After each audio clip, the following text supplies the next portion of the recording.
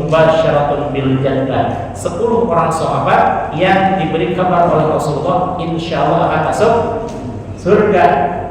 Sayyidina Abu Bakar masuk surga, sahabat Bilal pun subhanallah terompahnya terdengar suaranya oleh Rasulullah sallallahu alaihi wasallam. Beliau termasuk al-ashirah mubasyaratun bil jannah. Subhanallah ya.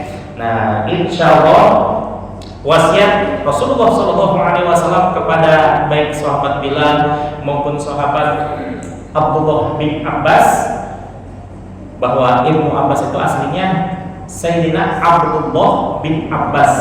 Nah, wasiat Rasulullah kepada Sayyidina Abbas itu umum kepada seluruh kaum muslimin wal muslimah. Demikian juga dengan wasiat yang diberikan oleh Syekh Abu Ishaq Ibrahim Al-Laksbuli kepada Syekh Abdul Wahab Asy-Sya'rani.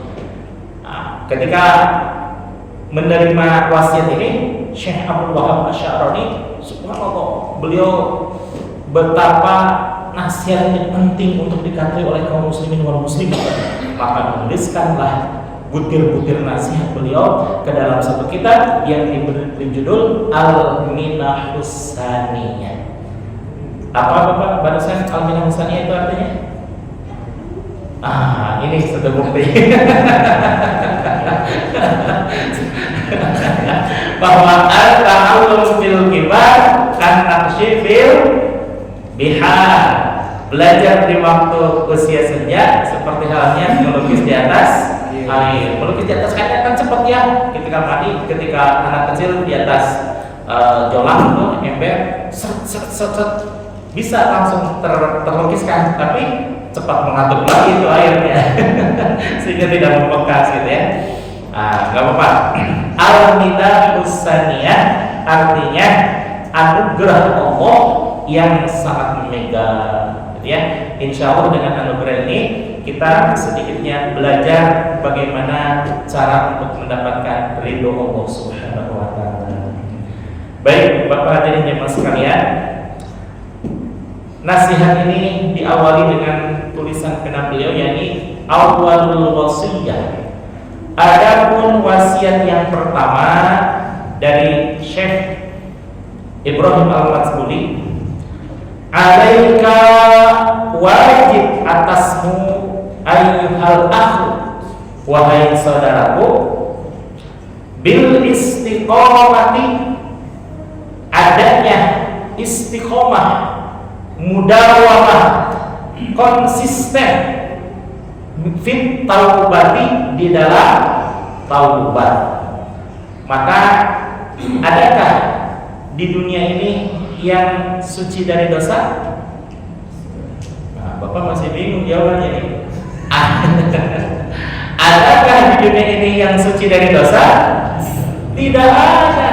Hatta para wali pun sama pernah berbuat dosa. Hatta para nabi pun sama pernah berbuat dosa. Hatta Rasulullah Sallallahu Alaihi Wasallam, walaupun subhanallah beliau diberikan keistimewaan oleh Allah, terhindar dari maksiat, tapi selaku manusia beliau pernah sedikitnya terlupa bahwa itu tidak diperkenankan oleh Allah Subhanahu wa Ta'ala. Mana salah satunya?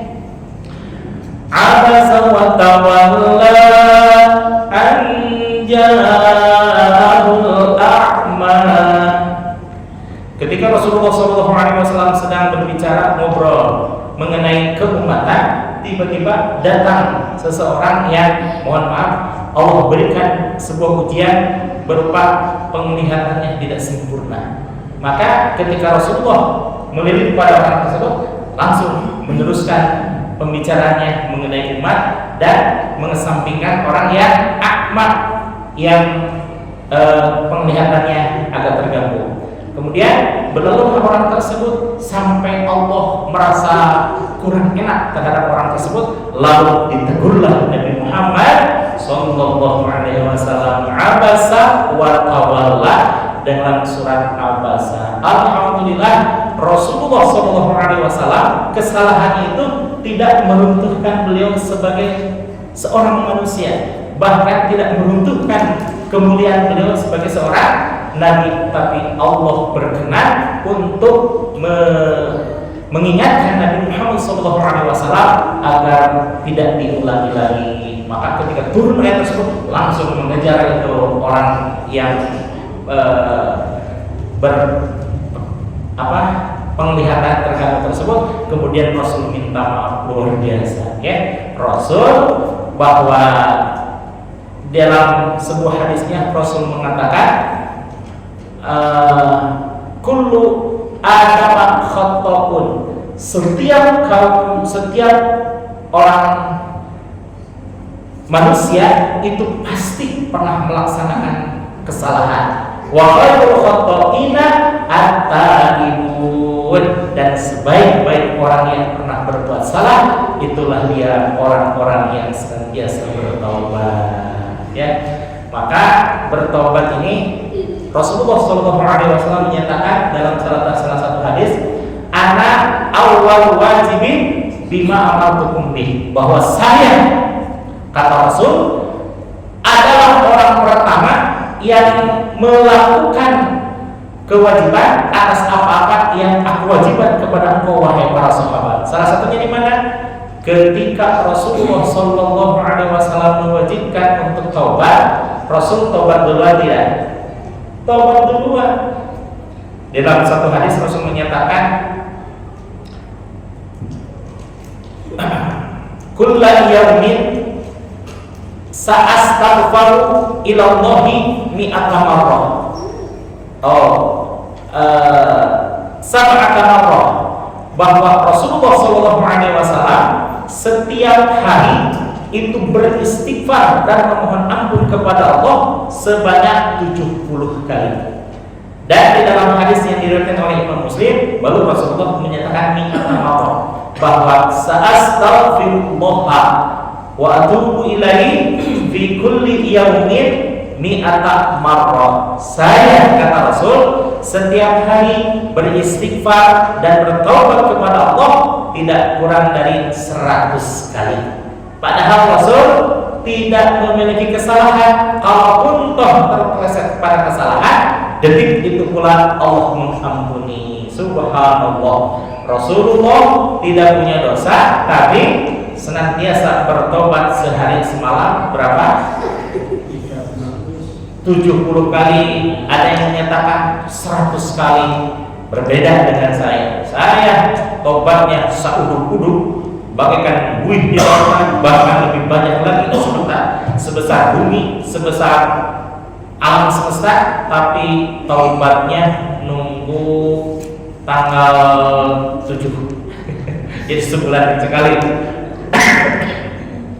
Beda dengan Rasul, ya. Rasul tidak ada dosa, tapi taubatnya setiap hari, seolah-olah beliau pribadi yang berdosa. Tapi saya dosanya seuduk-uduk, tapi taubatnya sebulan sekali. Ya, subhanallah. Tentang taubat ini, Bapak hadirin jemaah sekalian, ada lugatan, ada istilahan secara lugahnya ini, yaitu at-taubatu fil lughah, bahwa yang namanya taubat dalam bahasa itu ar-ruju'. Apa itu ar-ruju'? Kembali kepada Allah Subhanahu wa taala, ya. Kan asalnya semua manusia suci, bersih, tapi ketika berbuat kesalahan, terpeleset pada kemaksiatan, itu sudah jauh dari Allah. Kalau seandainya dia ingin bertobat, maka rujuk kembali kepada Allah, gitu, ya. Nah, kembali kepada Allah ini ada beberapa pengertian, yakni kembali kepada Allah dalam artian tidak akan mengulangi kesalahan tersebut dan senantiasa beribadah kepada Allah. Mana contohnya? Subhanallah, kita pernah mendengar atau sering mendengar kisah tentang Nabi siapa yang hanya punya satu kesalahan? Nabi Adam alaihissalam. Tapi Nabi Adam alaihissalam mentaubati kesalahan itu